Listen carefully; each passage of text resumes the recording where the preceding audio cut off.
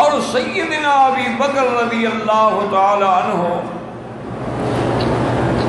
ان خوش نصیب لوگوں میں سے ہے کہ لم یسجد صنما قط، کہ آپ نے زمانہ کفر میں بھی کبھی بت کو سجدہ نہیں کیا.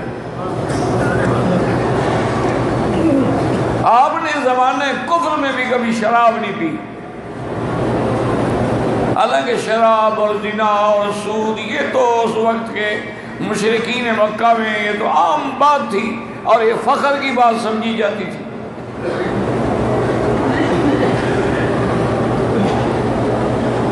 حضرت ابو بکر رضی اللہ تعالی عنہ اسلام لانے سے پہلے بھی حضور کے ساتھ تعلق اور دوستی تھی.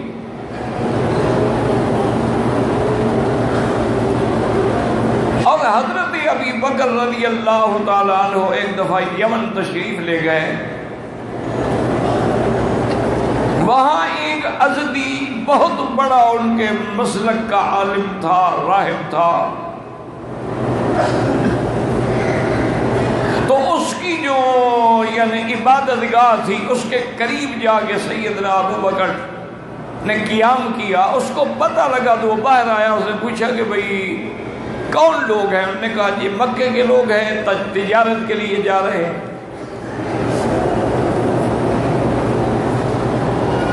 وہ آیا اور سب کو ملا اور اس کے بعد سیدنا ابو بکر کو علیحدہ لے گیا. تو اس نے کہا کہ تم مکہ کے رہنے والے ہو؟ اس نے کہا ہاں میں مکہ کے رہنے والا ہوں. اس نے کہا تمہاری کنیت کیا ہے؟ میں نے کہا ابی بکر میری کنیت ہے. اس وقت عبد العزیٰ نام تھا تو بعد میں عبداللہ ہوا.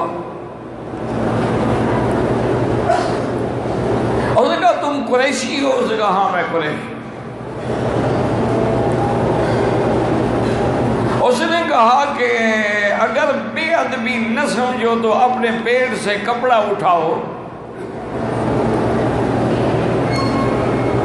ایک نشانی ہے ہماری کتابوں کے اندر، وہ میں دیکھنا چاہتا ہوں کہ اس کی ناف کے اوپر ایک تل ہوگا. میں وہ دیکھنا چاہتا ہوں. اگر وہ ہے تو پھر آپ وہی ہیں جن کا ذکر ہماری کتابوں کے اندر موجود ہے.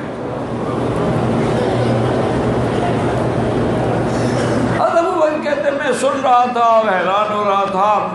اس نے کپڑا اٹھایا، دیکھا اور وہ تو بالکل گم سم ہو گیا اور کہنے لگا ابشر یا ابا بکر، تمہیں مبارک ہو، ایک نبی پیدا ہوگا محمد الرسول اللہ جس کے سب سے پہلے ساتھی تم بنو گے.